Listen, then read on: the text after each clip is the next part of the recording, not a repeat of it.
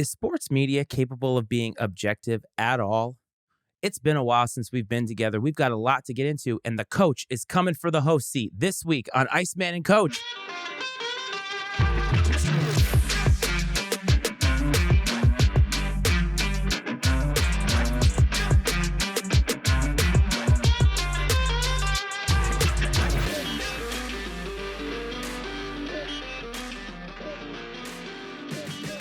What's up, beautiful people? Welcome back to another episode of the Iceman and Coach Sports Show. It has been a while. I am back from overseas. I said my man, the coach, was coming for the host seat. Coach, it is great to see your face. How you doing, buddy? Iceman, it has been a while, but I'm glad to be back. Glad you are back. Glad you had a good and happy and successful trip. Made it home safely. I know you had a few bumps in the road along the way. Maybe we'll get into that later. But no, I'm just here, man, to keep the seat warm when you're away. It's definitely glad to have you back. Nice to have you back, and looking forward to getting into it. You say that you're here to keep my seat warm, but last week you did quite a fantastic job interviewing our friends over the pond, Tall Boy Radio. You guys talked about a lot of different things, and listening to it as an outsider, I wouldn't know that you weren't the host of this show. So I think you did a fantastic job, and a big shout out to the boys over there at Tall Boy, Beans and Gaz.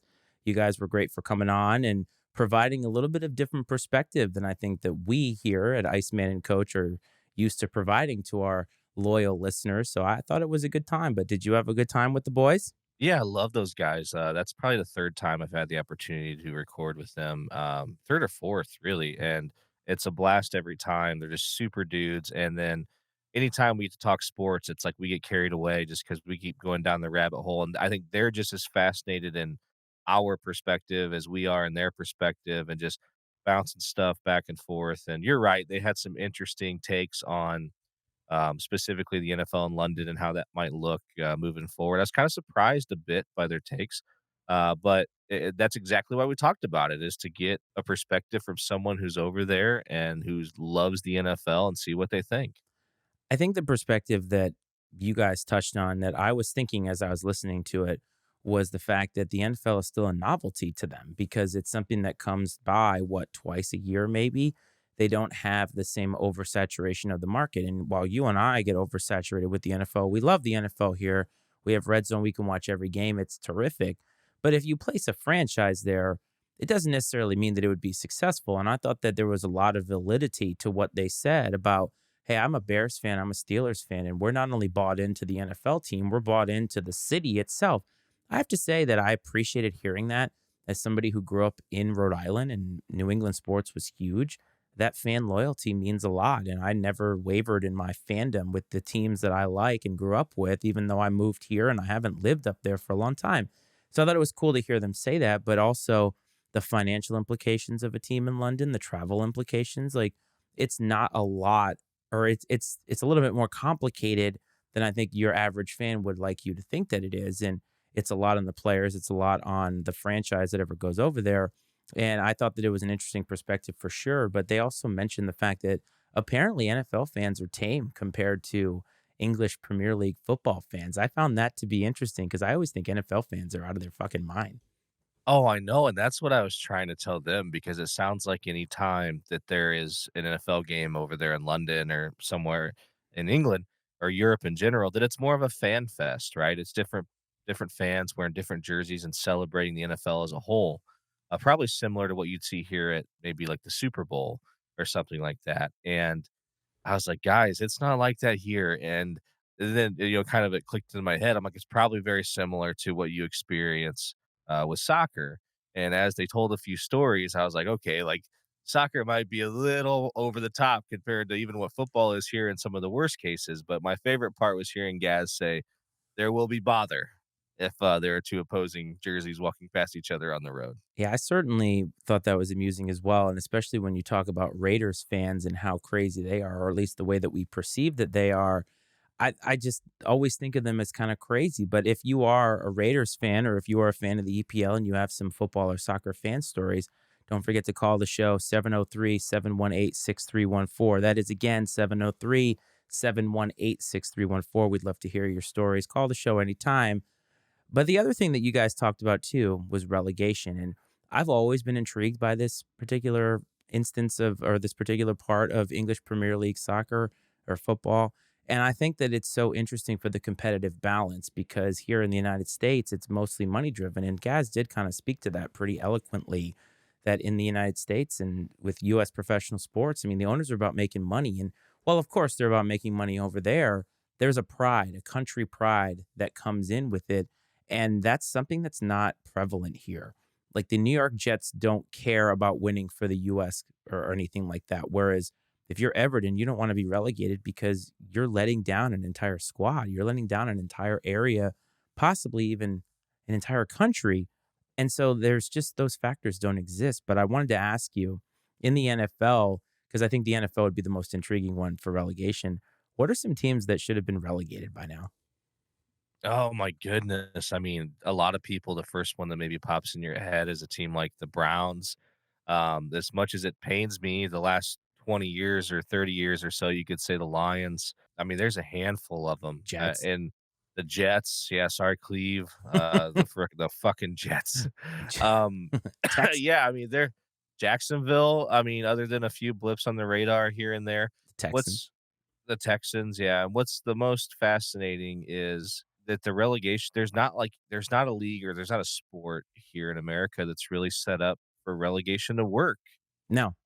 just because of the way the sports are structured, and over there, every club is a independently owned club that is a part of a league, and I'm sure obviously there's a hierarchy and, there's not the minor league system or anything like that. It's just and they all play in similarly sized stadiums, I assume, so it makes logistically, it's probably a fairly easy transition to move up, move down. It doesn't change a whole lot. Where here, it's just with especially in baseball with the farm system and football. I mean, yeah, you have the XFL and USFL, but I mean they play by different rules. So it's I mean it's honestly the one that would be the most practical, which won't happen at least anytime soon. Would be if the power college football programs broke off and did like their own independent league that wasn't necessarily affiliated with universities.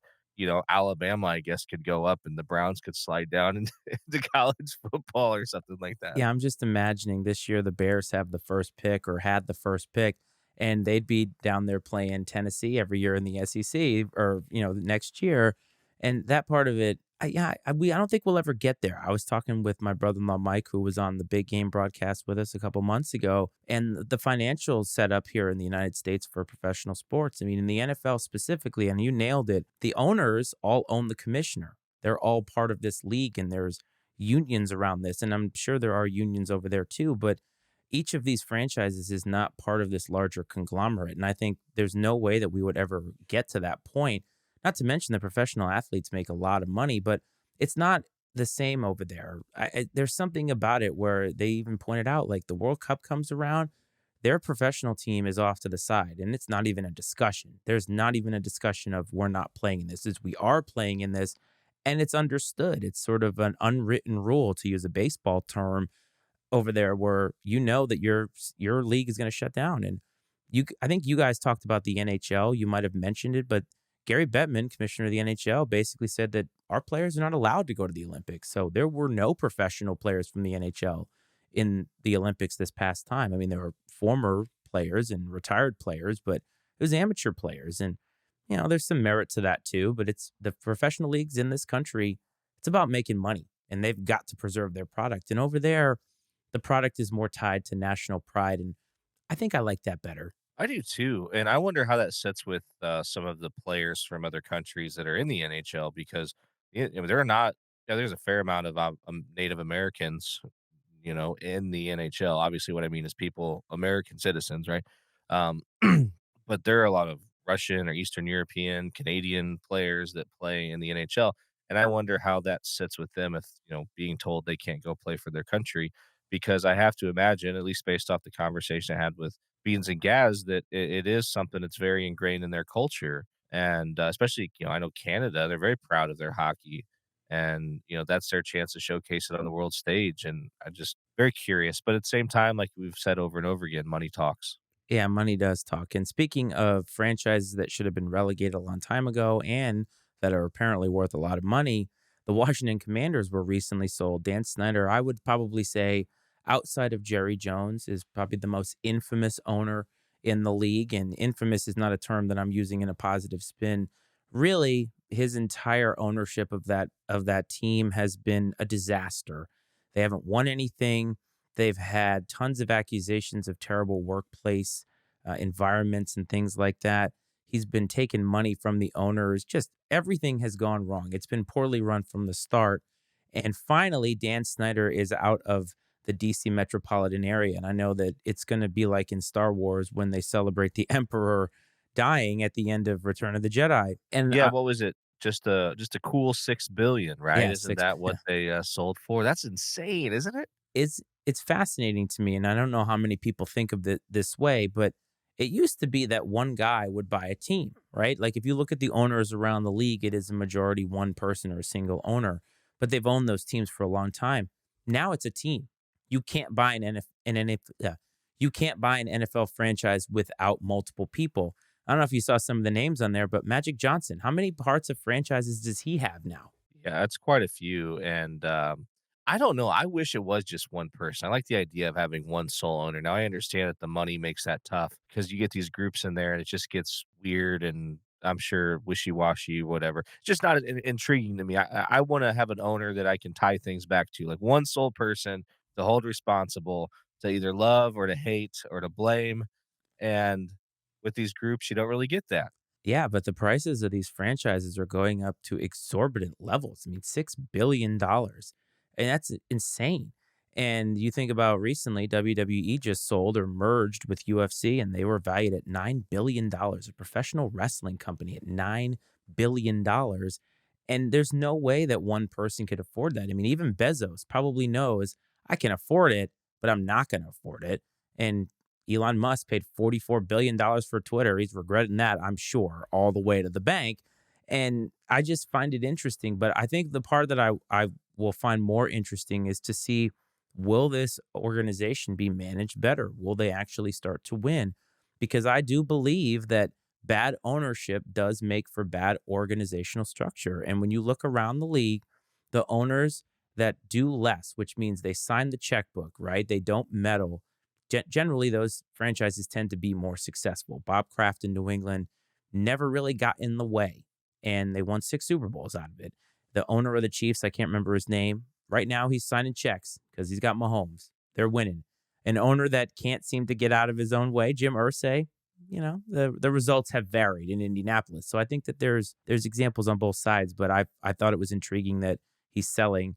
But had it not been for all the other extracurriculars over the last few years, there's no way he sells that team. So this one's obviously kind of a higher profile selling of a franchise because it being Dan Snyder and all his antics. Yeah. I A couple things here. One is I saw a chart earlier today, and I wish I knew where it was. I'd pull it up real quick, but it showed what dollar amount every franchise sold for the last time they were sold. And the Bears, I think, whenever or the Hallis, whoever the fuck it is, owns them now. The McCaskies, Yeah. maybe whatever family owns it. Like, I mean, they bought them. I thought it was the Bears or something, but I mean, they bought it for like $50 or something. I mean, it's like so. I mean, it's like a minute amount of money because it was 100 years ago, and it's just funny looking through that list and how small of a amounts some of these teams sold for.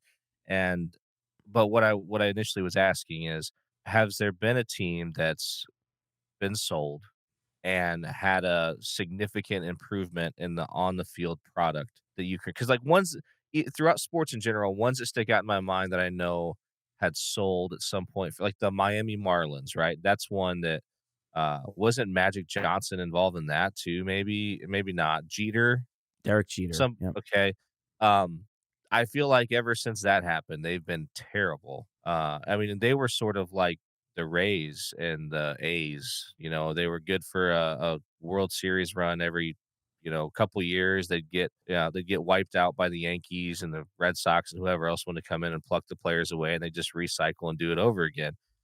They've definitely kind of lost that. I'm trying to think of any other teams that have sold recently and kind of how it's gone. I don't know if there's any that stick out in your mind. Well, there have been franchises that have sold. I mean, the Phoenix Suns just sold to a new owner, and he went out and traded for Kevin Durant, and they're going to try to win the NBA title. So they're making some win now moves, and They were in the NBA Finals a couple of years ago. There haven't been a lot of franchises that have sold recently, if you think about it, because they just don't sell that often. I mean, owners have to be basically peeled out of there by either racism or sexism or whatever, right? It takes something like that. And sometimes it takes even more than that. Think about everything that Dan Snyder had to do in order to get or be forced to sell his team. I mean, it's a laundry list. You and I would have been in jail by now. And Oh, he took him absolutely. forever. And I see your point though, like, because, but sometimes new ownership though is again a different direction. I mean, you get these people that have owned these teams forever. The Ford family has owned the Detroit Lions forever and has literally nothing to show for it. And what happens if that changes? What happens if there is new management there? Because I think that again, it's top down management. And in this particular case, I think when you have such a toxic owner or an owner that seems to not be able to do anything positive, any change has to be considered positive. And in that division, if they can do one or two things right, I think they can step right in and make some moves. So maybe it's a different culture. And sometimes maybe that's what you need. But in our lifetime, there haven't been many sales of teams that have actually mattered because Jerry Jones is going to have to die, but then his son's going to take over for it. So, like, the Jones family's going to own this in perpetuity for however long it happens. It's just a rarity. And I think in this case, because it's Dan Snyder, it was worth talking about. But it is what it is, and we'll see what happens. I still think the Commanders are a terrible organization until they prove otherwise. However, in their division, there is an organization being run very, very well, and that is the Philadelphia Eagles. Just made the Super Bowl, should have won the Super Bowl probably. That was your pick of the week, your final pick of the week. They let you down. Not only did they not cover, they lost, but they did something very, very intelligent, or at least what I think is intelligent, and they signed their quarterback, Jalen Hurts. Today, as a matter of fact, I believe he's now the highest paid quarterback in the league at 51 mil per year, at $179 million guaranteed. Not only do I think this is a good idea, I think more interestingly enough, I want to get your point on this. I think this is a bad thing for Lamar Jackson. I think this is a really bad thing for Lamar Jackson. I think the longer this all plays out, the worse for Lamar Jackson it is. I saw a report the other day that said he was sort of making demands of what he thought players that he wanted them to sign before he would sign or something. I don't know if there's any truth to that. I might be making it up. I think that the writing's on the wall a little bit for Lamar Jackson. I mean, like I said, the longer it goes on, the worse off I think it is for him. This certainly is not good for him. I do think that this is a great move by the Eagles. Jalen Hurts, a young, talented quarterback. I doubted him early on. I was not a believer. He proved me wrong. I mean, the guy's a freaking winner, and to watch what he did, especially this year down the stretch, was really impressive. And he'll be the highest paid quarterback in the NFL until the next big one's signed, and it just keeps going on and on and on. Right? Every guy has to do their diligence for the next guy. Right? 100%. I mean, the guys that are following him are guys like Joe Burrow. Obviously, he's going to get paid a lot of money. But Jalen Hurts, I think you're right. One of the things about Jalen Hurts, I think that is such a good signing in this particular aspect is the fact that the Eagles have done well organizationally. And that's why I segued from the Commanders to the Eagles because they put an elite team around him. They have maximized the strength to make it easier for him to play quarterback in this league. And say what you want about that. There's a lot of people who have discounted that, but isn't that what you want? This is your guy. So let's make it as easy as possible for him to do what he does best, which is run the football, not turn the ball over. That's what got the Eagles to where they were, and it got them to where they almost won the Super Bowl. I mean, if it wasn't for that fumble, Chiefs might not be in the game at halftime. The rest could be history. But I say this is bad for Lamar because his stance up until now has been, I want to get what Deshaun Watson has gotten, which was what, like $230 million guaranteed. And now the quarterback or one of the quarterbacks of the future took his team to a Super Bowl, nearly won an MVP, nearly won a Super Bowl MVP, just got 180 mil guaranteed. That's why I say it's bad for Lamar because that is the bar. This is the guy now. Lamar has no leverage for that. No, he doesn't. And let me ask you this question, and I don't know the answer, but someone comes along and they say, "Tell me what the difference is between Jalen Hurts and Lamar Jackson. Why do you sign Jalen Hurts for this money?" And like we said, it's less than what he's been asking for, but why do you sign Jalen Hurts for this, but you won't pay Lamar Jackson that? I What do think you think that is? I think Lamar Jackson has a higher ceiling, right? I think his explosiveness is a little bit higher, but I think they won't pay Lamar that money because he has missed a lot of football. And I know that that's a tired argument that people are making, but it's true. your best ability is availability. And if you're not on the field, it becomes harder to justify paying you the kind of money that he is asking for. $240 million, whatever it was for Deshaun Watson. The Browns blindly gave that to a quarterback who hadn't played football in 2 years and obviously had the other stuff. We're not going to get into that. Lamar doesn't have any of that, but he has had injury issues. And when he's healthy, he's an MVP candidate and an MVP winner. But when he's not, the team still wins without him. That's the issue. The Eagles didn't win without Jalen Hurts this year. And guess what? He comes up for an extension and you've got to pay the guy or you have to decide to move on. There's no way that Philadelphia was moving on. Now, the Ravens, on the other hand, have been handed a shitty deck because Lamar Jackson is asking for the kind of money that no team is going to give him. And so they're doing the right thing. Lamar's doing the right thing, trying to get his money, but at some point it's got to work itself out. And I think the more time, as you said, that goes by, less and less are teams going to pony up the dough to get him because, hey, by the way, here's Jalen Hurts and all the other quarterbacks behind him. And Joe Burrow. Is Joe Burrow going to get 240 mil guaranteed? Because if he doesn't, Lamar Jackson's not going to get it either. No, I agree with you. I still can't believe that the Browns signed Deshaun Watson for 240 million guaranteed. That's absolutely insane. I did see also I mean, I see people throwing out all these trade things and stuff like that. I saw it was like a Colts fan page was like the Colts could trade these 5 people for Lamar. I'm like, don't get me wrong, I'd take him for the right price, for sure, but not 240 million, and certainly not what they just paid Jalen Hurts, not 179 guaranteed. Um, no, I don't think so, not at all. I think the hangup is the fact that it's not only money that you have to give up, but it's draft picks too. Two first rounders. So not only do you automatically have to pay him a lot of money, but you got to give up draft capital. Now, you can have a debate, or we could have a debate on how valuable is draft capital in the future. I know that the draft is a big deal. The draft is coming up in what, 2 weeks? You and I are not going to talk about it. We're not really big draft people, but I always question how valuable draft picks are to a certain extent because I know that a lot of teams value them and they keep them. But then you could have the Rams model where you sell out all your draft picks to get Matt Stafford, you win a Super Bowl. It's automatically worth it. And if you're a team that is starving for a quarterback, but you have pieces around you that could actually win a Super Bowl with the right guy behind center, why wouldn't you make that move? Is the draft capital really that valuable to you? Maybe the money is actually a bigger hit. I think it's all very fascinating. And I'm not sure we're going to have a perfect storm of this ever again, because what the Ravens did by having him or non-tendering him or whatever it was, I can't remember exact term, but they basically made it that he was a non-exclusive tender. And it's like he can go out and do whatever he wants and they can match it. So they have a lot of leverage here and no other team is stepping to the plate because I think it's a heavy price to pay. But a team like the Colts, as you said, for the right price, I mean, they should do it because they haven't had a quarterback in like a decade. Yeah, they're just renting one every year is what it amounts to. I think about draft picks like poker chips at a casino, right? And yeah, they're worth something, but they're not worth what you want them to be worth unless you know how to use it properly. Yeah. And even if you play the game exactly the way it's supposed to be played and stack as many odds as you can in your favor, there's still no guarantee on return. And yeah, like, obviously, you're giving yourself a better chance the more you follow proper strategy or do your homework or know what you're doing, but there's no guarantee at all, and, it is tough, man. I mean, I think draft picks are valuable.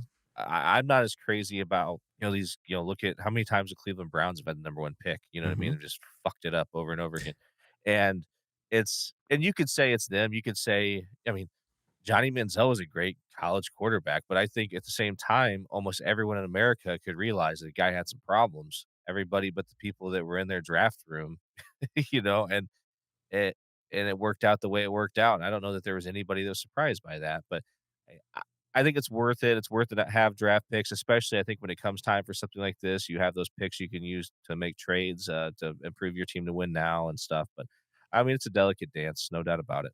Yeah, but in the NFL, it's a win now league. And so if you have the chance to make that happen or at least come closer to making it happen, if all odds were even, every team would win a Super Bowl once every 32 years, but the odds are not even. And sometimes you have to take a risk. And that's why I say there's a lot of teams out there who I feel as if they are perfect candidates for Lamar Jackson and they're just not doing it. Not really sure why, but I think we'll see that unfold. Like I said, the draft is coming up. We're not going to discuss it here on the show. However, if you want to go for some draft analysis, you can listen to Political Football on the Matty Ice Media Network because Dave and Scott do talk about position specific draft, I guess, talk, whatever you want to call it. I don't know any of these guys, but go there to listen to it. And I think we'll see what it is. I will know who's on the team for the Patriots week one. I always say that. That's my thing. My father will ask me, "You gonna watch the preseason?" No, I never watch the preseason. I'll find out who's there week one. Yeah, I've never been crazy about the preseason. I'll check out a game here and there just to get my football fix. Or maybe if there's a rookie quarterback, you want to see him get a series or two or something. But other than that, yeah, I have no interest in watching guys who are going to be bagging groceries in a week. Excellent point by you. Let's move on to a sport that we've tangentially touched on here, and I think this is probably one of the meatier topics of this week's episode, and it was the women's Final Four. I want to make one point before we get into this because I know that you have some thoughts on it, and there's a lot to unpack here, and we're not going to be able to get to all of it, or maybe even eloquently talk about it. But I want to say first off, I love the fact that this year the women's March Madness for women's college basketball finally got the kind of shine and press that I think it should have gotten comparable to the men because they're playing just as hard, they're working just as hard. And I've noticed all of a sudden that when you give the kind of exposure and you give it the same kind of treatment where you put it on in prime time, isn't it interesting, Brad, that a lot of people watched the national championship? A lot of people watched the Final Four. And I think women's college basketball has always been seen as well. It's not as fun or it's boring. Let me tell you something. Watching those games, where there's a lot of personality out there, a lot of competitors out there, and isn't that why we watch sports in the first place? And I loved seeing that. I just wanted to make that point outright because I thought it was fantastic basketball. No, you're right. I mean, women have always been skilled at playing the game of basketball. It's what you said it, man. The personalities. There were some personalities and some characters within NCAA women's basketball this year, and that's really what sold it. And it really helped that you had one of those people on sort of an underdog team that made a big run to the national championship game, and then obviously, LSU brought what they brought to the table, a great team with a very unique coach, and there's just personality by the truckload in that national championship game, and it was great. It was great to see it play on the national stage. It was great to see so many people interested in it, and really, controversy or not, I mean, it's good for women's basketball. It's good for women's sports that people talked about it for a month. Yeah, but the sad part though for me, and this is getting into what I think maybe the delicate part, is coming out of that game, all we're talking about is not the basketball game. We're talking about other stuff. I just want to set the stage here. Coming into this Final Four, you had Virginia Tech, who I'd have to give a shout out to the Lady Hokies' first ever Final Four.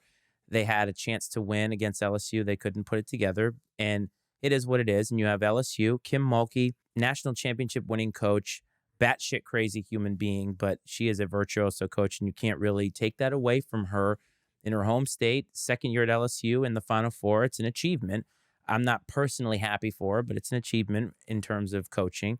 And then you had South Carolina and you had Iowa. Now, Iowa is a team that's not been on anybody's radar outside of the fact that they have one of the most electric players in probably the last 10 or 15 years in Caitlin Clark. And South Carolina came in undefeated. Dawn Staley has gone from WNBA star back in the day to being a great coach. I mean, she's going to be the next Gino Auriemma, the way that she is recruiting, the way that that team is playing. And you had so many storylines heading into it. Caitlin Clark taking it to South Carolina, beating an undefeated team. It was an amazing performance. And then you got Kim Mulkey, of course, making it to the final. And it's a final that's set up with a lot of intrigue. You have two players on each side, Angel Reese, Caitlin Clark. Both of these girls have a lot of attitude. They're competitors. And isn't that what we want in our sports figures? It's a competition. They're out here competing. This is not some like I think a lot of times we want or the media wants women to act the way that they always should have, right? Back in the 50s. And it's like Caitlin Clark trash talks, Angel Reese trash talks. But yet somehow the narrative on both sides, depending on who you listen to, is just all warped and screwed up. And it's dumb. It's dumb because both of these players should be allowed to have attitude. They should be allowed to show, I mean, maybe, yeah, disrespect to the other team. But when you're fucking good and you know it, isn't there a little bit of that in your sports leaders, like the goats, they have a little bit of asshole in them. Yeah, no, you're absolutely right, and in my opinion on the situation since it happened has sort of evolved in a good way, which I think is in a healthy way, let's put it that way. When it happened initially, the incident national championship game at the end with Angel Reese and Caitlin Clark, I think I didn't react so much because I didn't even see it live, okay? I saw everything blowing up on social media, and when I first saw it itself, I'm like, "Well, whatever." Like, "Hey, you don't like that shit happening to you? Play better," right? Which Caitlin Clark, I don't think at any point ever complained about it, not once. But it was like we do in this country, people wanting to get mad on someone's behalf and be offended, and it didn't take long for Race to enter the arena, right? And I think it was more so the initial defense of certain members of the media of Angel Reese's actions and tying race into it that kind of got me initially fired up about it. I'm like, why is this even a race issue? This is not a race issue. Like the too many people have fought too hard and too long to end racism, and I mean, why are you making this a race thing? It's not a race thing. And so I think the fact that you had people coming out trying to bringing racism into a situation that wasn't racist brought out the other end of it that wanted to sit there and argue that race was a part of it. And I mean, I'm at the point now where I've evolved to, like you said, two great competitors. In an Angel Reese's case, a competitor, a national champion, celebrating in the moment. And some people say, well, they were up by 15 points, blah, blah, blah, blah, blah, blah. Who cares? Who cares, man? Like, you could say you don't like that kind of stuff, that flashy stuff. I'm not crazy about that stuff, but like I get it. You're emotional. They're kids still, you know. Yeah, they're young adults caught up in the moment, winning a big game, winning something they've been working all year for, maybe all their lives for.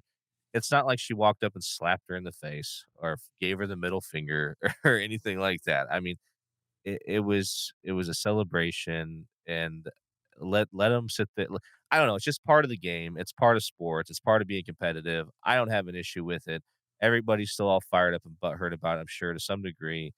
Move on, grow up, put your big boy, big girl pants on, get over it, move on, because in most cases, it has absolutely nothing to do with you or with the things you're arguing about.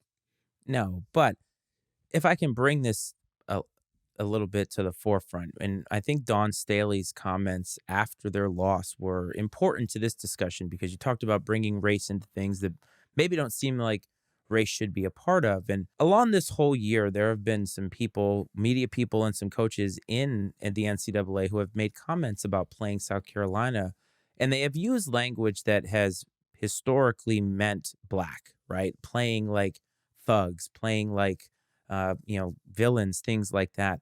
And Gino Auriemma himself this year using language like that. And I think that sometimes there is just an old pattern of how we have talked about things that sometimes can come up and it is very sensitive. And I think with this Caitlin Clark thing, the week before or the game before, remember, she was at the 3 point line waving off South Carolina because they were not playing perimeter defense, which was their strategy. And a lot of people felt it was disrespectful, but that was their defensive strategy. Beat us out there. And so she's doing the same thing, right? She's making a gesture. She's a competitor. She knows she's good. From Angel Reese's perspective, she's been hearing about how great Caitlin Clark is and how they're going to lose because they have the best player and blah, blah, blah, blah, blah. And so you win this game and you're up big, you're going to feel fired up and maybe you're going to feel disrespected by the media. I don't think that she was disrespected by Caitlin Clark. She's disrespected by the fact that all she's hearing about is that she doesn't matter and Caitlin Clark matters. And it would be in reverse. If Caitlin Clark was the quote unquote underdog in this rivalry between the two, then maybe she'd feel the same way. But I think what you saw afterward, and this is why I like talking about things after the fact. I know that sometimes in content creation, you want to be like right out on it, but us talking about this a couple weeks after the fact, we get that perspective. And both of those girls handled the situation flawlessly, in my opinion. When they've been interviewed and asked about it, they all said the right things because you know what? To your point and my point, they didn't see it the same way that all these other people wanted to inflame it. You got your Kendrick Perkinses and all these people that are paid to gaslight. They're paid to have some of the shittiest opinions on television just to have a shitty opinion. And yet the two people that are involved are like, you know what? Respect. because I respect how good they are. I know how good I am, but I know she respects how good I am too. And I thought it was overblown. The one thing I thought was like laughable was the vice president or the vice president's wife, Joe Biden, saying she wanted to have both teams to the White House. And in my mind, I was like, that is never how White House visits have worked. This is not a participation award. Caitlin Clark in Iowa had a great season. They did not bring it home. They do not deserve to go to the White House. I thought that was actually incredibly disrespectful. And I backed Angel Reese for saying, you know what, I might not go. Well, I think that, Iowa's coach, I believe, even said, like, "Thanks, but no thanks." Like, she said, "I don't want," no, that's not how this works. It's for the champs and the champs alone. They earn this, they go. That's it. And, no, not to sit there and, beat a dead horse, but you said it, man. It's just people in the media wanna incite all this stuff, and some of it just brings out the worst in people instead of celebrating the competitors in the moment, we always seem to, but I get that's their job, like you said, but it brings out the worst in people sometimes. Then you just go down this whole rabbit hole of debates that have nothing to do with what actually happened on the floor, which was just a great basketball game against between two great basketball teams. These narratives take away from the game. And the women's game can't really afford that because it needs traction. It needs people to be respectful of the play on the court. And that's one thing that we've not seen. And I myself have been guilty of saying they play great fundamentals and I don't want to watch that kind of thing. I think that the game has evolved. I think that as athletes as a whole in this country have become more fit and nutrition has gone up and all of these great enhancements to how we take care of our bodies, athletes have become more and more pristine. I mean, look at the way that guys look in the NFL. You go back 30 years, guys didn't look like that. Baseball players, they look like my dad's friend Carl, right? They did not look like they look today. I mean, Ron Karkovice, go look up Ron Karkovice if you're listening right now, and you're going to see a guy who does not look like he ever should have played baseball. John Kruk, man, right? Yes. Old Crucky. Yeah, No, exactly. you're There's absolutely right. tons of guys like that. And so the game has evolved. And I think that one of the things that I've noticed is that there is a little bit more parity in women's college basketball than there used to be. While there used to be one or two good teams, now you maybe have seven or eight good teams. And it's only going to get better from there. The more parity there is, the more palpable the product is, and the more people like us are going to watch it. And I think the other aspect, a lot of people who had opinions about this, that was the first time they'd ever watch women's college basketball. So, like, if that's the first fucking game you're watching, sit it out, people. No, you're right. But again, it's not great the reason people maybe showed up to put eyes on it, but the fact that there were eyes on it is a good thing, and I think it's gonna come out being net positive as we move forward, and you mentioned parity, and I think that's great, man. That's super awesome for women's basketball, and I'm kinda looking forward to seeing how things go next year, truthfully, and then even, with some of these exciting players and personalities and moving on into the WNBA even, and maybe bringing some of that fire and passion to the WNBA. Yeah. And the WNBA is another product. And I know that there's a lot of arguments to be had. And honestly, I've not seen enough numbers to be able to have a meaningful discussion with anybody about this. But I was blown away when this past offseason in the WNBA, Breonna Stewart was the big free agent that was out there. And then when I saw that she signed for 260K a year, and that's their big free agent, I had never considered how little they were getting paid. Now, obviously, that's a lot of money to you or I. That's probably like double, triple a lot of people's salaries. But comparative to what these max contracts get in the NBA, and I don't know what the money says, like what kind of disparities there are, but like, did you know in the WNBA there's a rule that owners cannot charter planes for their team? I did not know that. Yes, it's illegal. It's like a competitive advantage for a team. And I think a team recently, maybe this past year, got in trouble because their owner was rich enough to be able to charter private airlines for them. And that's against the rules because that's how low on the totem pole the WNBA is. So maybe you're right. Maybe this energy can translate to that. I mean, I won't know. We won't know for a while. I mean, but I guess we'll see. But last thing on this game, I want to ask you about Kim Mulkey. I said she was certifiable earlier. I think I said batshit crazy. She's a hard personality for me to like, and I see her as a Bob Knight type. Now, I will sit here and tell you that Bob Knight is a virtuoso head coach of basketball. The guy could coach anybody and anything, and he was excellent. As a human being, though, certainly a lot of things that were not particularly great. And I think Kim Mulkey shares some of that, not nearly as much of the violent part. I mean, I don't think Kim Mulkey ever like choked any of her players or anything like that. But I don't know. A lot of people wanted to be happy for her because hey, she won a national title in her home state and all that. But there's just something about her that I've never really liked. But you said she was crazy, but I just don't know really how you feel about her. So I wanted to see how you felt and take the temperature of how much of a Mulkey fan you are. Well, I think she the first women's basketball coach to win 2 championships at 2 different schools. It's something I like think that's that, maybe. Yeah. probably likely that that's the case. Hmm. Um, I think she's good for the game. I mean, it wouldn't surprise me even if she turns on a little bit, like, amps it up some because she probably knows it's good for the game. Between her sort of, I don't flamboyant personality, her flair and fashion with the crazy outfits she wears, and, she's got that thick, Louisiana accent and kinda just speaks off the cuff a little bit, in press conferences here and there, and it's while it's unique, she does come across as being a little crazy for sure. She doesn't seem like the type of person you'd wanna be on her bad side, but I do think that ultimately, like I said, I'll say it again, it's good for the game, man. It brings eyes, it's a character, it's someone for people to gravitate to, if that's the reason that someone turns on the game because like, "Hey, I heard about this crazy lady that coaches LSU, man. Let's watch this for a few minutes." And then maybe, "Hey, but this actually isn't as bad as I thought it was," and then next thing you know, you got another, women's basketball fan. I saw a great meme that showed her next to Ric Flair, and it was basically like a carbon That copy. that's wonderful. That's a great comparison. I like that a lot. I do too. So you'll have to forgive both of us as we're halfway through here. But both of us are coming off of some sicknesses, and neither one of us have really a voice. So we're really powering through this for you. And another thing that I wanted to bring up to continue rolling on here, opening day of baseball happened while I was overseas, and it happened so fast. I mean, we're already 20 games into the season already, but opening day is fascinating to me. I'm going to say something, and I don't know if this is true, but I'm going to make a statement. I think that baseball is the only professional sport in America that has a unique first game of the season feel to it. I don't think any other sport really has that, no matter how hard they try. When you say opening day, it means the same thing just about to every franchise in the league. Opening day is an experience. People want to go there. It's probably the best attended game for more than half of the franchises in Major League Baseball. And I always love opening day because it just, again, has this feel to it. Like there's something about going to a baseball stadium for the first time, the sounds and everything, the experience.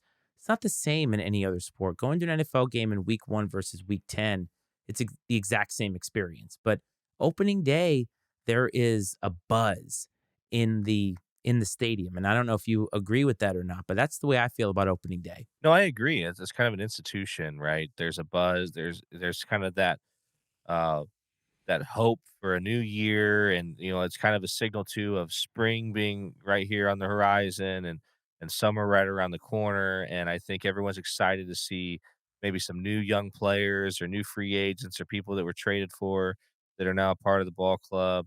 And there's just something so uniquely American about a baseball game. And then you add opening day and all of the pomp and circumstance that comes along with that. And I don't know that it gets any better. I think that if you polled baseball fans, next to maybe the playoffs or the World Series, opening day is probably one of the best days to be at the ballpark. I mean, going to a ballpark is a true experience. Like the opening day, the vendors are there for the first time. You get those smells of all the food.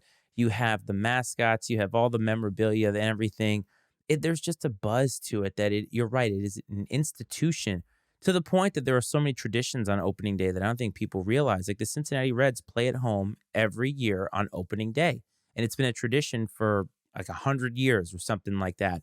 Those types of things don't really exist in other sports. I mean, we have traditions that are coming along now with the Super Bowl champion hosting the first game of the year. I'm not really sure how much of a reward that is, but it is what it is, right?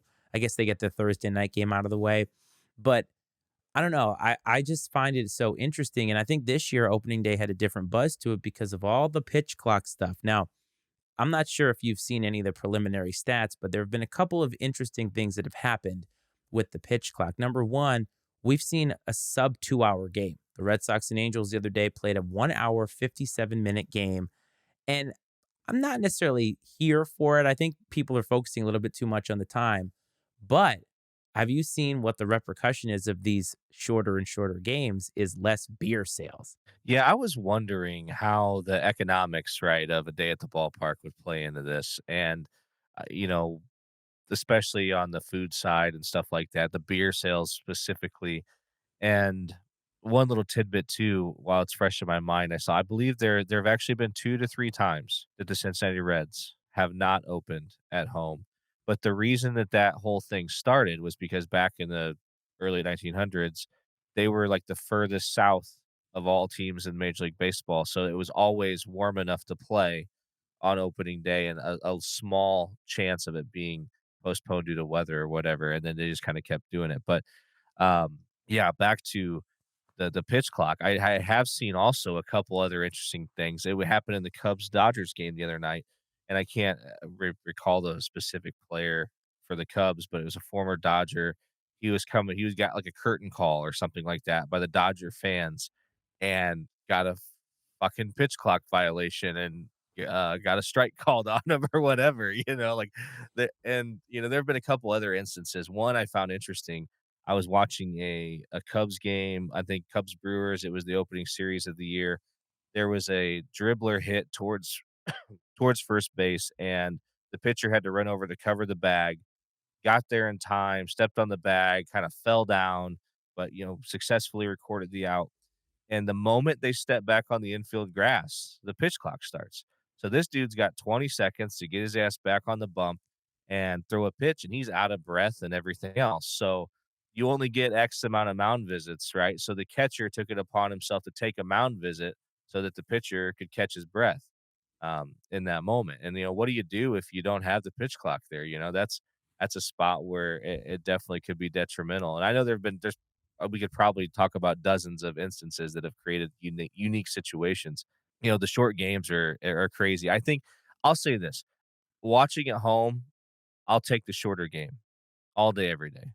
But if I'm physically at the ballpark, I would like to take in that experience for as long as possible, because it is a very unique experience. You kind of want to just like time doesn't exist. We're just here enjoying this game, and some of that will be lost. Yes and no, because I think what needs to happen is those lazy ass fans who say, I can show up in the third inning or I can show up a half an hour late because we'll only be in the first inning or whatever. I think it just prioritizes getting to the game on time and wanting to be there. I know every game that I've been to, I've always wanted to be there for the first pitch and for the national anthem and everything because it's part of the experience. And even though baseball is a slower game and it doesn't have a timer, I don't necessarily want to miss anything when I'm watching live. When I'm watching on television, yeah, sure. I mean, Greg Maddux used to throw 83 pitch complete games that took an hour and 52 minutes or whatever. And that was just pure skill because he was better than everybody else. And I think that it is a sad commentary that we have to have a pitch clock in order to have any type of fast game. I think, though, the longer that it is in play, I think that we're going to see adaptations. I think we're going to see things iron itself out. I mean, I have to say, to be honest with you, there haven't been that many crazy stories about the pitch clock screwing over somebody that we saw in spring training, right? Some of the Max Scherzer stuff.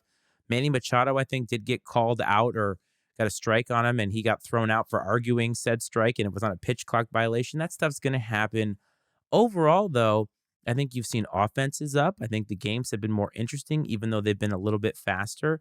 And some of these repercussions, like beer sales, and now they're moving the end of beer sales from the seventh to the eighth inning. And some people are saying that that's worrisome or whatever. But you know what I have to say about that is if you're a responsible human being, you're going to do the right thing. And it doesn't matter when beer sales end. Don't be an idiot. Don't drink and drive. These are common things that we should all know. So I don't think it really matters. I don't think it's the responsibility of the ballparks to legislate who has what drink when because okay, they stopped selling beer in the eighth inning, so that same person can go out to a bar and drink themselves silly and get into a car. It's not the ballpark's fault. But the advertising dollars and the commercial dollars and everything, they're the same commercial breaks, the same amount of time, but they're losing an hour, or what has been traditionally so far an hour of maybe post game stuff or whatever, that stuff will iron itself out. We'll see that happen. Money will talk and it'll adapt, but so far, so good, I think. And I've just been pleased with it so far. No, I couldn't agree more, and I've tried to take in some more baseball this year for sure. I've up to this point, I certainly have, not as much as I'd like to moving forward, because there are some really exciting young players in the league, and the Cubs have a couple of them that I've been following a little bit, and and then of course you have the excitement of the freaking Rays starting undefeated, right? I mean, is and I'm assuming, I know maybe when you put the notes together they were. I'm assuming is it still intact? It's not intact, but they were 13-0. I think they're 13-2. They lost 2 straight. I think what's interesting about that is it ties into something you said earlier about hope. Baseball is unique in the fact that there are so many games that even if you lose on opening day, there's still a ton of hope because there's 161 games to come after it. But also with that, it's so unusual for a team to rip off the kind of win streak that the Rays started off the season as. And I think they either tied the record or broke the record for the best start to a season at 13-0. But what's ironic about that is if we talk about this team in July, they could be middling near 500. That's how baseball is and that's how it works. But I think the fascinating part is they're a bottom 5 team in terms of salary. And they're the antithesis to the Commanders in the NFL because they strive to maximize what they have and not spend a lot of money. Whereas you got the Dodgers and the Padres who are just flipping money out there, right? Making it rain. And the Rays were like, you know what? We're going to win and we're going to win 100 games on $65 million salary. And there's something about the way that they run their organization that no other team can mimic. All the people that have been in the front office for the Rays have gone other places. They've not been able to get that success out there. It's just like the Belichick coaching tree. It just something doesn't work. It's the combination of everything in there, and I love that because the teams that are spending the money just hate the Rays. They absolutely hate the Rays. And then you got teams like the A's. I don't know if you saw this. It's not my stat of the week, but I think 11 AAA teams outdrew the A's attendance on opening day. Yeah, that doesn't surprise me. I tell you what though, there's something about the A's I like. I don't li I mean, that stadium's a dump, obviously. They don't do very well from a fan base perspective, but they've had some good runs. They put together some good teams. I actually watched Moneyball over the weekend, this past week. It's one of my favorite sports movies, and it's fascinating, and then maybe this is some of what these front office folks from the Rays are facing, because even in that movie, they have what they believe is the recipe, but they struggle early on because they can't get buy-in from the manager or even the players into what they're trying to do. So, perhaps that happens places. If you're not putting the team on the field and playing them in the way they're designed to be played, you're not gonna see the results. But I also wonder though if the concept of Moneyball is it has the game caught up with it in some way, or is everyone else around the league caught up to the analytics where it's not the advantage that it maybe was early on when no one else was putting their teams together with data? Yeah, I think Moneyball has become the norm now, and it's not even Moneyball, right? The A's were trying to win in the margins. They were trying to look at analytics and look at different intangibles, I guess, or skill sets that other teams weren't looking for. But now I'm not sure how much that means because obviously everybody is working the count, but then you got these high strikeout guys and high risk, high reward guys like Joey Gallo, who all they do is hit home runs or they strike out. They don't really do anything else. And so I don't know where those guys fit into it, but I think with the changes in banning the shift and the pitch clock, trying to make balls in play more prevalent the way that they used to be, I think that you're going to see again a shift in the paradigm of what teams are going to look for. And I think the Rays are just trying to stay ahead of that curve by not breaking the bank because they can't afford it. Tropicana Field is one of the worst stadiums in the league. Actually, you and I both talked about possibly doing a tour with our sons of ballparks, right? And I would probably go to some stadiums 2 or 3 times before I would ever visit Tropicana Field or the Coliseum out in Oakland. By the time we actually get to doing this tour, the A's are not going to be in Oakland. They're going to be somewhere else. And Salt Lake City has actually been the city that has been talked about for expansion. That's fascinating. No, I was actually kind of looking into something about that earlier today. You know, different stadiums and stuff. Now, you say you wouldn't want to go. I would almost like to go to these places though, just to say that I went. right? The Trop is so unique. I have heard it's a real pain in the ass to get to and Wait a from minute. based off where it's What at. is so unique about Tropicana Field? Have It's you ever it's a watched a game there? Oh, I know, but that's what I'm saying. It's fucking like there's nothing else like it. I mean, there isn't. It's a small dome stadium. They hit balls that hit the fucking roof, right? I mean, it's tiny. It's just weird. It's so strange and quirky that I kind of love it, man. And like now the Coliseum, there's really nothing aesthetically pleasing about it. It's in Oakland. I'm not as intrigued by it, but for some reason I'm a little into the green and yellow color scheme though, and the white shoes. Come on, man, give me that all day long with the A's. I'm not gonna dispute that. I do like the A's uniforms a lot. I do like their color. Their whites are just really crisp, but the Coliseum is funny because it's a relic of the past when football stadiums and baseball stadiums used to coexist. And foul ground at the Coliseum is ridiculous. It's like a parking lot. Like Oh yeah. if you hit a foul ball, you're basically out. Just walk back to the dugout. Like it's pointless to sit there and be like, oh, I hope he doesn't catch it. But I would love to do the ballpark thing. But it's funny because ballparks have evolved over time too.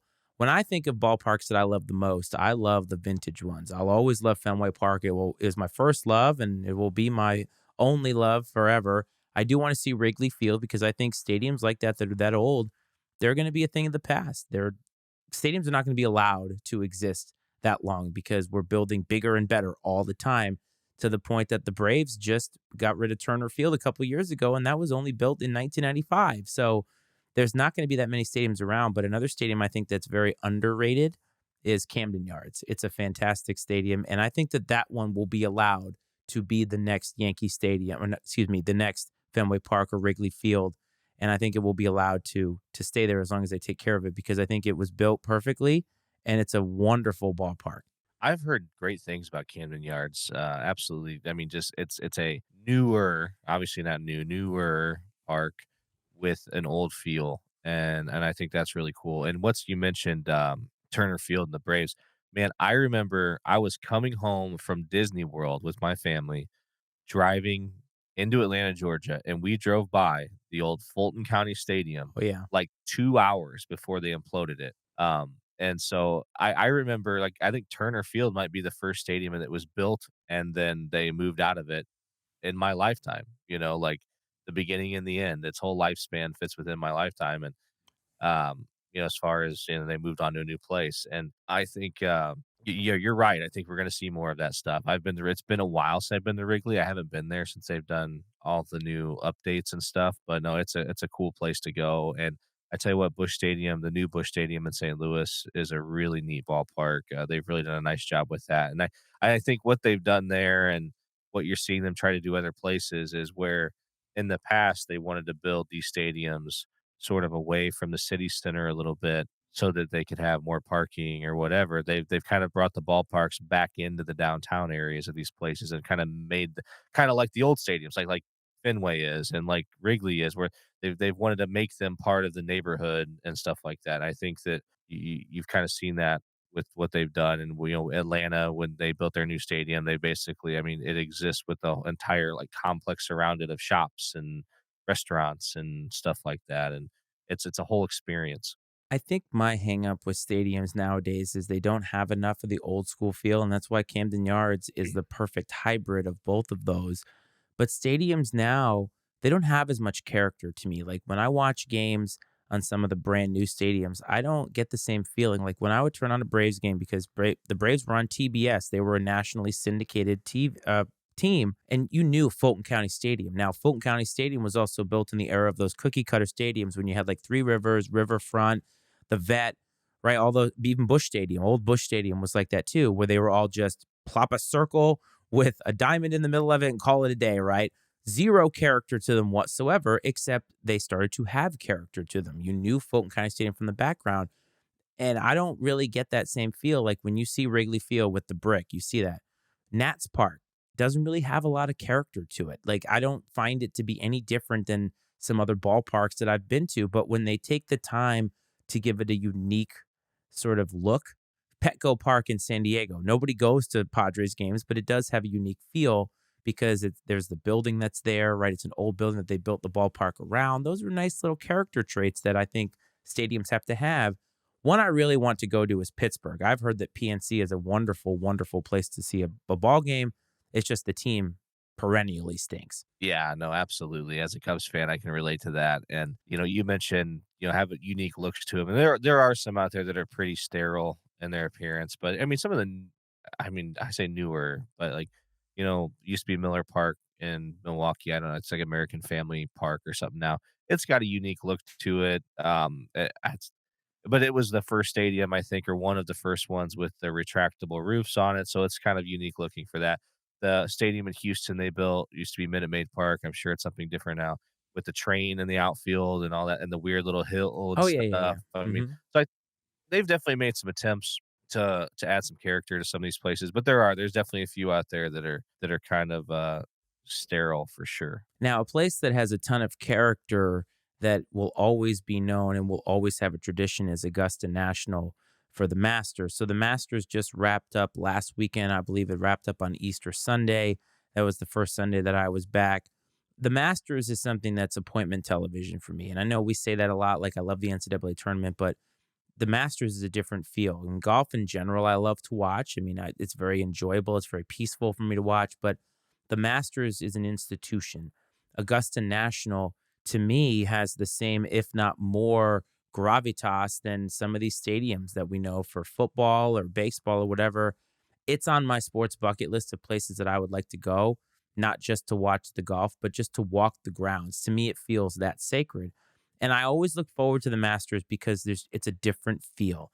Whether you watch golf or not, I think the Masters moves the needle. People know what it is because again, it's like Madison Square Garden. Augusta National speaks for itself and it is the star. And over that weekend, we saw John Rahm, who is an excellent golfer, US Open champion, wins the Masters and I think cements himself as one of this generation's best golfers. And his future is certainly bright. I always say this: if you're a golfer and you're a professional and you're only going to win one major in your lifetime and it's the Masters, you're set for life. And there's unique traditions. Everything about the Masters just is awesome. I love it.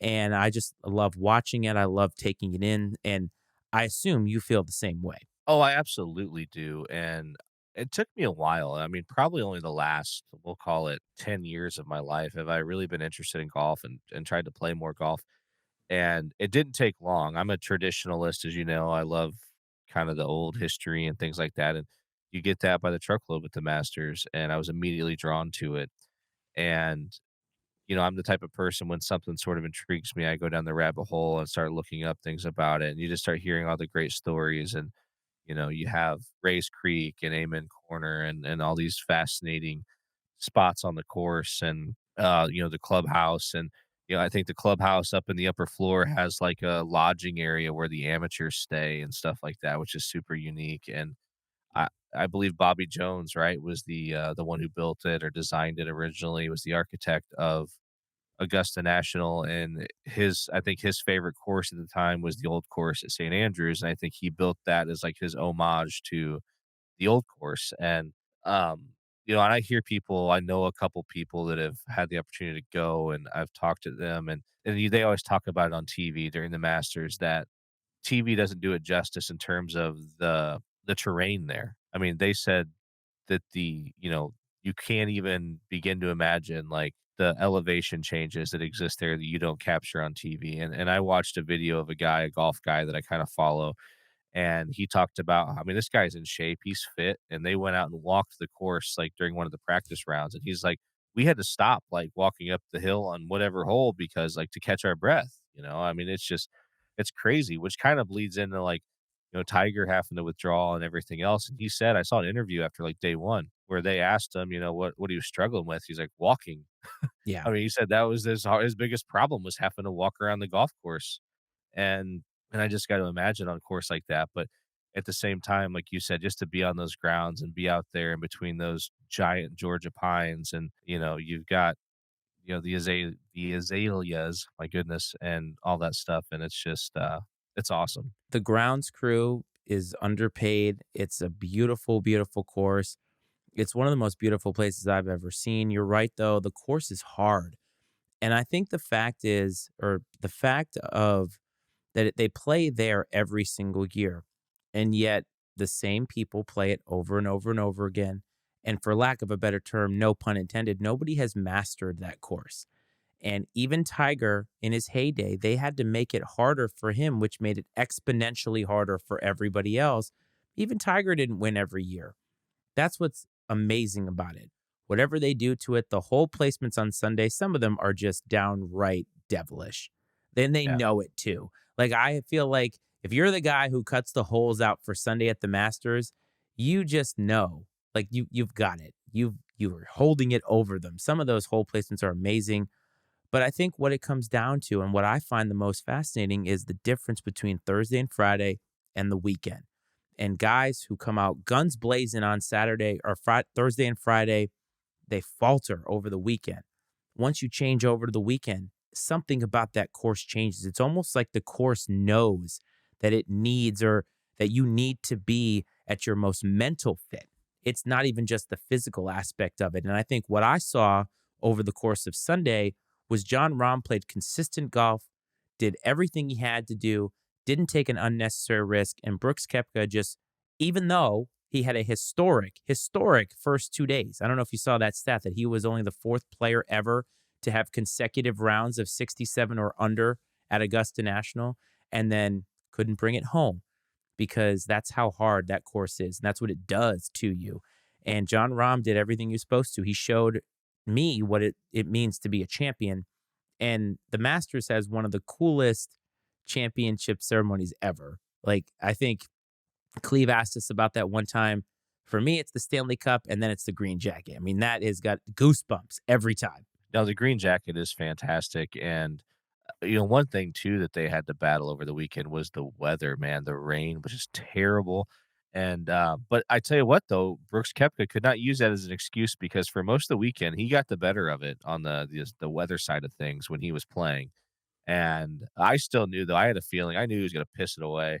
Um, I just didn't think he was gonna be able to sustain that long, especially when the pressure ratcheted up on Sunday. And, no, it was cool. John Rahm, man, he's always near the top, one of the best golfers in the world, and to see him get it done was great. And that's one I really think he needed, right? That's a notch in his belt that he needed to get to really, like you said, cement himself as one of the best in the game, not just in this era, but, forever historically. Um, I did see something interesting, 2 different little facets to this debate. One is how close to the green would you have to start to shoot par at Augusta? The other one was how close to the pin would you have to start to win the Masters? I'm like, I'd have to be on the green, and that's just to give me a fighting chance.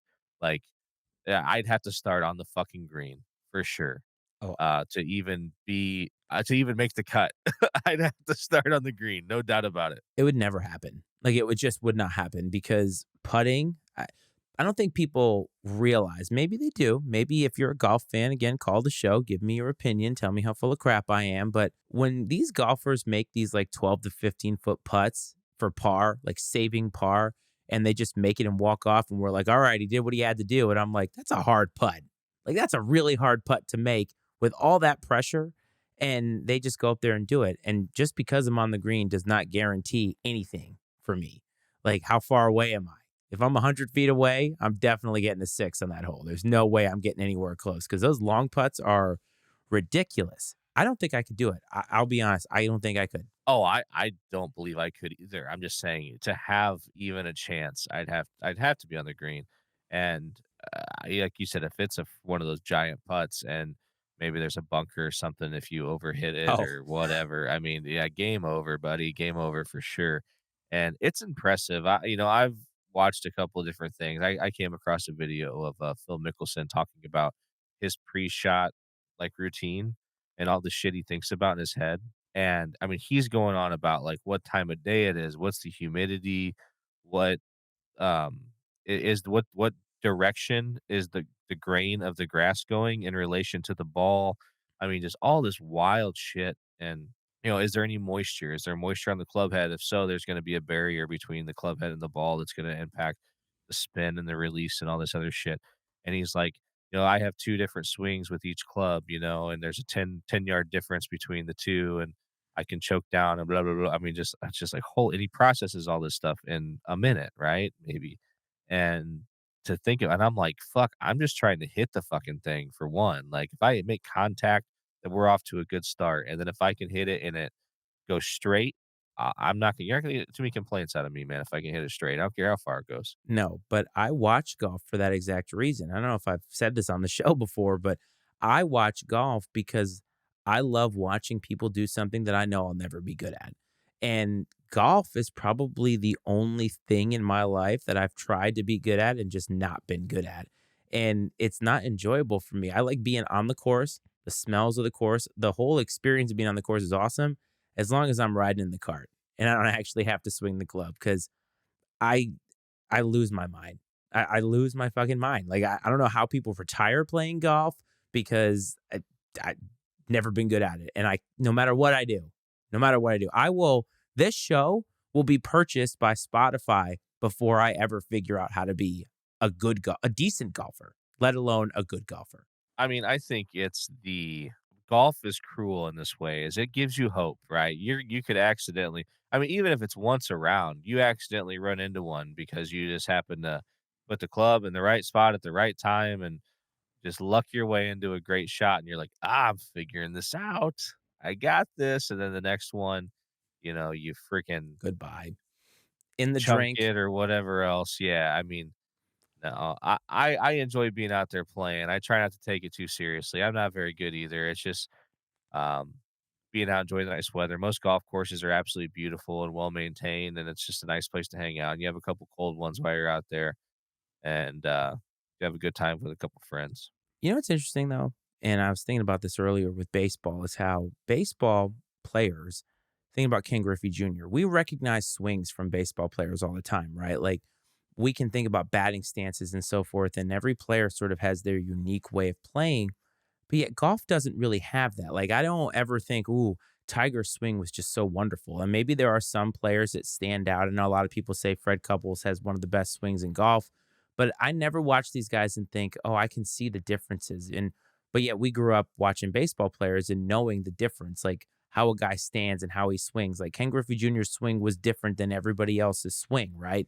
And isn't it interesting how and what's more speaks to the fact that golf is so precise that you have to be that technical in there. Like your hips have to be in the right place, your wrist has to be in the right place, all just to hit the damn ball straight. And that's not including all the shit that Phil Mickelson is talking about, which, by the way, I looked on the leaderboard on Sunday and I was like, Phil? Yeah. Yeah, he got himself in there, man, and, he's funny. I love hearing, like, the little sound bites of him talking on the course and talking to people. I think it's hilarious. But you're right, yeah, golf's very precise. It's hard to see much of a difference from one player to the next. I mean, I know a couple years ago, the big thing was Bryson DeChambeau being, the big hitter and just the how quickly he would, the intensity with which he would swing the club, and then, his putting style was unique. And yeah, I think you see some unique putting styles and stuff, but when it comes to just their regular old golf swings, yeah, it's hard to decipher between from one to the next. And I remember as a kid, going back to the baseball swings, the one thing I remember emulating all the time as a kid growing up was all the different batting stances, Yes. right? All the unique batting stances. They seem to be all over the place. You had the Andre Scalaraga, who was like the first guy with the real open stance, and Craig Counsell, who basically held his bat up to the moon, and Oh, yeah. all these different guys. Julio Franco, guys like that. He would hold the bat up over his head like that. Jeff Bagwell practically took a Yes, shit while he was up at the plate, exactly. right? Like there are just unique guys. And but you mentioned Bryson DeChambeau, and I think he's a douchebag. And I kind of also think Brooks Koepka's a douchebag. And I don't know why, but it's funny because those two guys hated each other, and yet I'm like, you hate each other because you're basically the same guy. But Brooks Koepka basically was complaining that slow play was happening on Sunday. And I'm like, and how come John Rahm was 12 under? Like, I can't with that stuff. And I know that, you're allowed to say those things. And I think he wasn't taking anything away from John Rahm. But whenever guys do that, and he does it a lot, Brooks Koepka actually does a lot. And I think the more that it happens, that's why I started souring on the guy. It's like, come on, man. Like, I get it.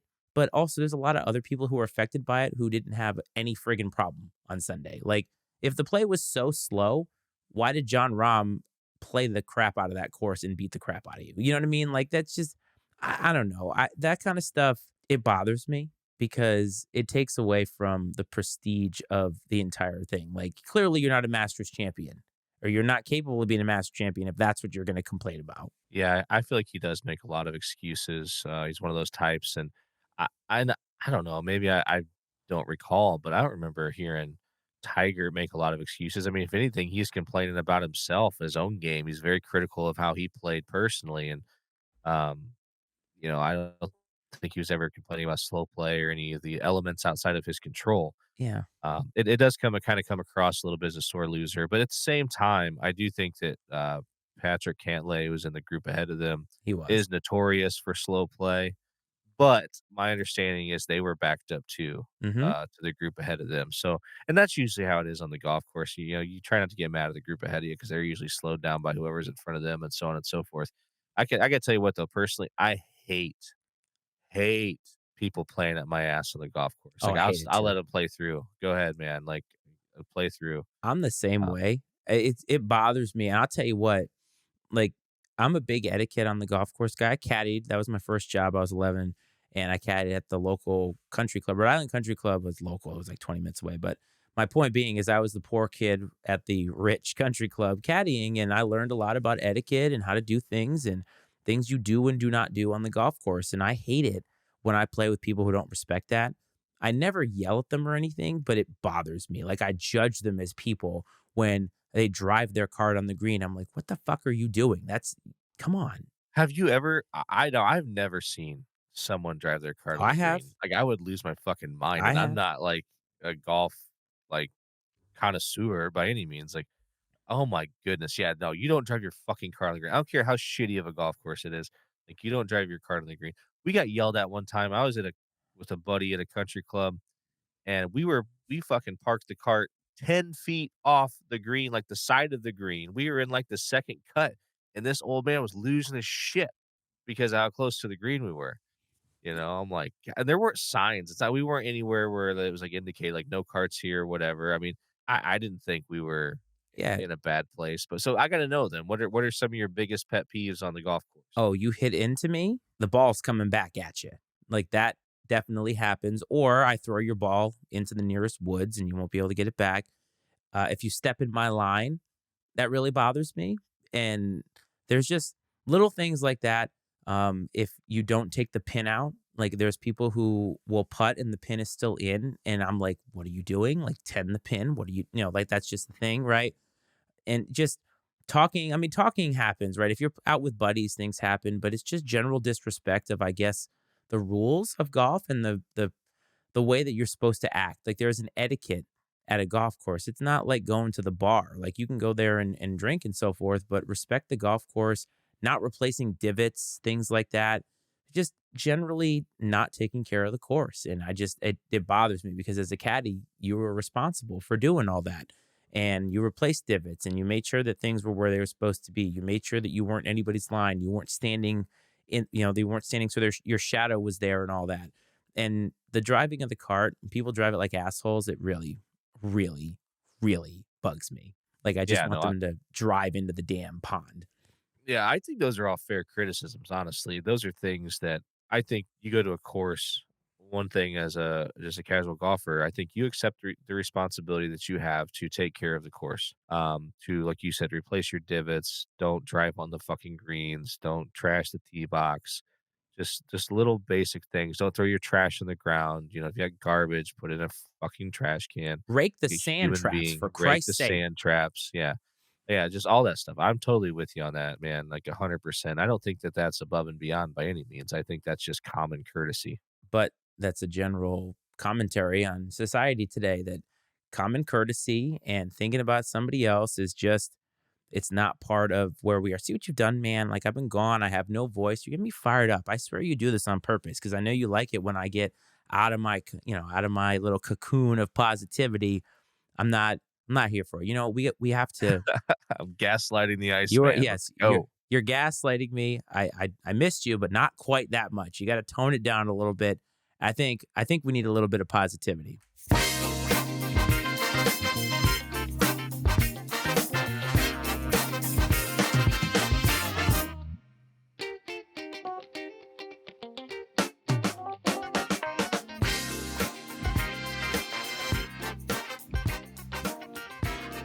It's been a while, but of the week, OTW, where we like to get a little personal, have a little bit of fun, and we always start with Iceman stat of the week. Normally, when we come off of a hiatus, I like to give you a plethora or a number equal to how many weeks that we've missed, but I just don't feel like it today. So, Coach, I have two stats for you. As always, are you ready? Yes, sir, I am. I cannot wait. So, this one I think you're going to find fascinating, and you're familiar with Thursday night football, are you not, sir? I am indeed big fan, as you know. As I know. So this is a great stat. The women's college basketball national championship game, the ratings for that game, they outdrew every single Thursday night football game during the 2022 season. Wow, really? Yes, I mean, good for them. That's awesome. I mean, uh, is that more of a testament to women's basketball or an indictment on Thursday Night Football? that depends on how you want to look at it. I mean, the NFL usually draws very well, no matter whether the matchup is good or bad. I think it probably speaks to the oversaturation of the NFL on Thursday nights, but I also think that it speaks to the fact that I mentioned earlier they gave the women's game the proper treatment and people flocked toward it. And also, when you have personalities and characters, people are going to tune in. Kim Mulkey, Angel Reese, Caitlin Clark, people want to see that shit. And they tuned in. And I just love that because I always shit on Thursday Night Football and the women's college basketball final outdrew every single one of them this year. I think that that's terrific. That's fantastic. Put me in the camp of it is a testament to women's basketball for sure. Let's do that. Mark it down. That is that is the way that it is. So this second one is not really a stat, but it is a testament to how crazy baseball is. So there is a minor league team. I do not know who the affiliate is, but they are the Rocket City Trash Pandas. And actually, it's a perfect name for what happened. So in a game while I was gone, they entered the final inning with a 3-0 lead and a no-hitter intact. Well, they ended up losing the game 7-5 and they also still had a no-hitter. Would you like to know how that What? would you like to know how that happened? Yes. So, this is how the inning went. A walk, a walk, a putout, a walk, a strikeout, a walk, an error, a pitching change, hit by pitch, hit by pitch, hit by pitch, walk, wild pitch, walk, strikeout. Holy shit. Yes, they gave up 7 runs and not one hit. That's crazy. So did anyone get ran when they hit 3 people in a row?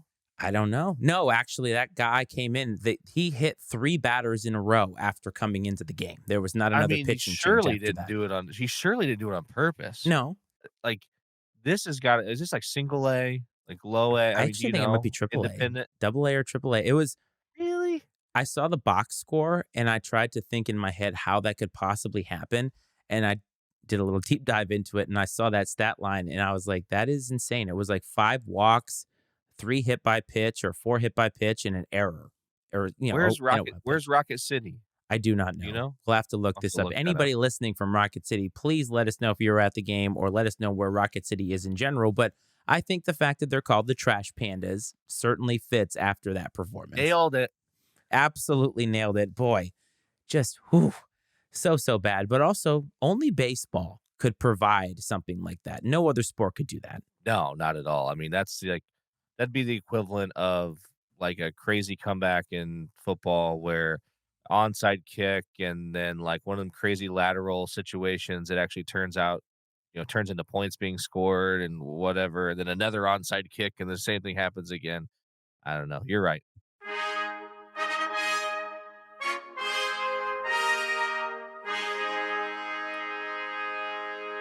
And that sound means it's the return of Coach's pick of the week. Coach, the last time you made a pick of the week, the Sweet 16 was still a thing, and you picked Sparty over Kansas State. Unfortunately, that did not work out for you, and you are back to a paltry 2-2 500. I guess that's where you like to live in mediocrity. But guess what? We are back, and you get to make another pick of the week. So please bless everybody in Nice Time Nation with another pick. Hear ye, hear ye. Welcome to the most average picks that you could ever find here on Coach's Pick of the Week. This week, we might call it the pick of the month moving forward. We'll see. This week, we take it to the ice. The NHL playoffs are getting ready to begin. This is one of the best championships in sports. As we talked about earlier, Lord Stanley's Cup is to be won. I'm taking a whole series winner here. I'm going with the upset in round one. I'm taking the Winnipeg Jets over the Vegas Golden Knights, the number 8 seed over the number 1 seed in the first round of the NHL Stanley Cup playoffs. The Jets of Winnipeg over the Golden Knights of Vegas in Lord Stanley Cup's first round of the NHL playoffs, coach. It's great to say this again. So let it be written. So let it be done.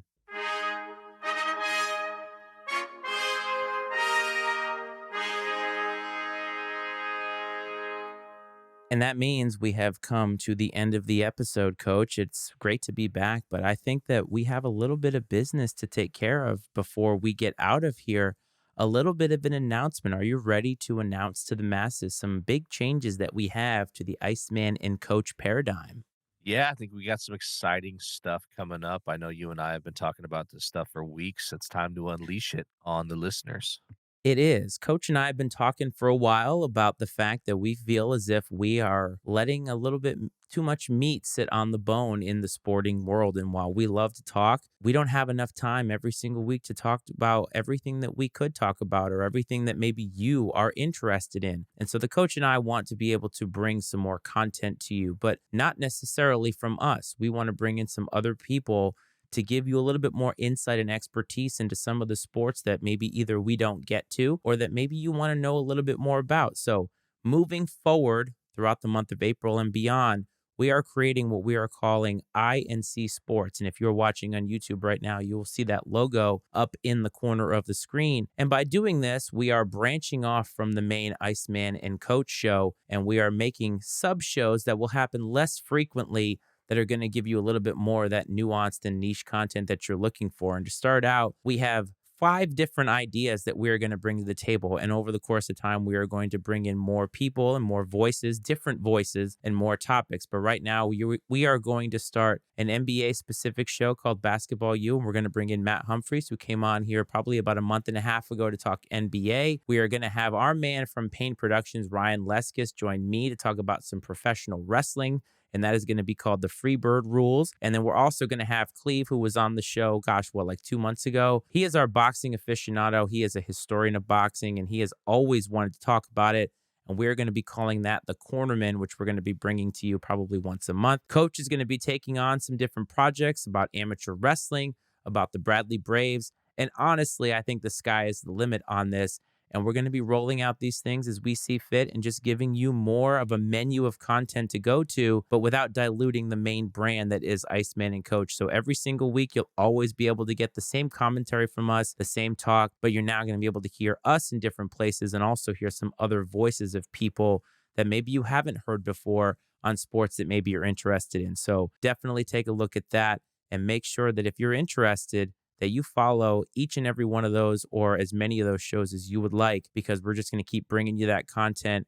And I'm excited, man. I think that this is a great direction for us. I think it's a great direction for the show and the network. And it's going to be really, really fun to put all this together over time. No, I think it's great. It's really exciting, and it gives us an opportunity to dive more into some of these niche things that you mentioned. And when you come here to the main Iceman and Coach show, we're sort of the front of the sports page here. You're going to get the big headlines, the big stories in the world of sports. As I like to say, the every fan perspective on a lot of these different items. And we do miss out on some of the nuance or maybe unique, more statistical breakdowns of some of these different sports where you can get that on some of these sub shows, which is going to be awesome. And then, like you mentioned, a few of the sports that we really are just going to graze by here, maybe not talk about at all, like boxing or amateur wrestling. It gives me an opportunity to ramble on even more about things like Bradley basketball and stuff like that too. And we don't get into a ton of nuanced NBA conversation, so I think it'd be good to bring in an expert like Matt and let him school everyone on all things NBA. So I cannot wait. I'm looking forward to it. Like you said, the sky is the limit. So many possibilities. We've mentioned some rugby talk even somewhere down the line. Maybe bringing in our friends from Tumblr Radio for some more uh, across the pond discussions. So more and more to come, and we're really excited about it. I know that. Yes, the sky is the limit here, and there is no limit to who we can bring in or when we can bring them in. And I think that's the beauty of it. So we're starting with what we think is interesting now and what we have people who want to contribute to what we're doing. But just look out, INC Sports is going to grow as we go along in this year. And it's amazing, man, because we started this show together as Iceman and Coach in October, and what we have built so far. It makes me very, very proud. And I'm definitely looking forward to the next portion of this journey with you and with everybody in Ice Time Nation for sure, because the show is for them. It's not for us. But before we get you out of here, as always, the administrative stuff, please support the Pub Time Podcast anywhere that you find your podcast. He and Ryan actually, you guys recorded live the last time. And I think that was a really, really cool thing. It's what you used to do. It kind of had that old school vibe. So please support the Pub Time Podcast and everything they're doing over there. If you are watching on YouTube, don't forget to hit like and subscribe and all that good stuff. I like to put out some content and video a couple days after the audio. If you're listening on Apple and Spotify, don't forget to hit follow, give us a rating. It means the world to us.